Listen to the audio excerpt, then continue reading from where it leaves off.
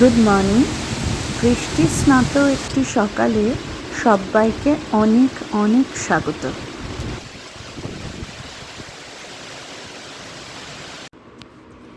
Baby, এই যে সোনামণি, লিলি বাবা, গুড মর্নিং বেবি। বেবি সোনা, good morning, good morning, good morning. ও বেবি,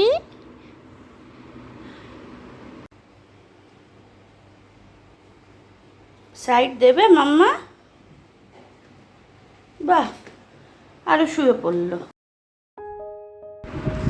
ঘুম থেকে উঠেই আজকের প্রথম কাজটা হচ্ছে ব্রাউনির জন্য চিকেন বয়েল করতে দেওয়া।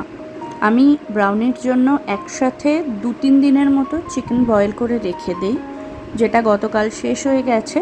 তো আজকে সবার প্রথম কাজ হচ্ছে আগে চিকেনটাকে ফ্রিজার থেকে বার করে গলাতে দিচ্ছি। একটা প্যাকেট আমি তুলে রাখবো, আর একটা প্যাকেট রাখছি, সেটা গলে গেলে আমি ব্রাউনির জন্য বয়েল করতে বসাবো। ওর জন্য অল্প একটুই বয়েল করব, বাকিটা আমাদের কাজেই লাগবে।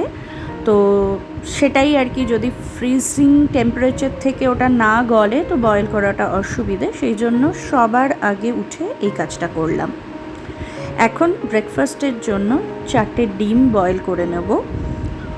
আজকে ব্রেকফাস্টে অনলি ডিম বয়েলই খাবো, আমি 2টো খাবো, আর মাকে কুসুম ছাড়া 2টো দেবো বাস।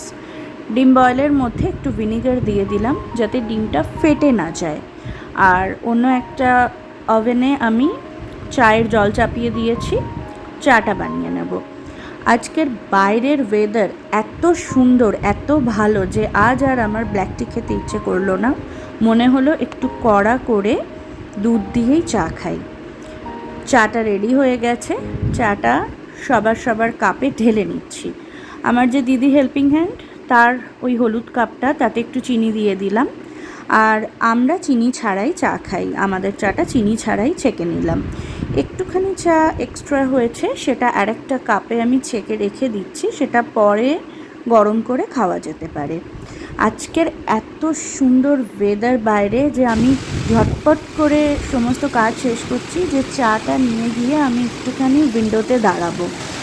এই বর্ষাকালটাতে বারান্দায় একদম বেরোনো যায় না, এতটাই হাওয়া চলে এখানে, সে কারণে ভরসা হচ্ছে জানলা।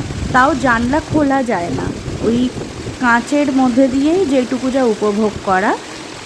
সবাই খুব ভালো থাকবেন, দেখা হবে নতুন একটি ভিডিওতে। ভিডিওটা ভালো লাগলে একটা লাইক করে দেবেন।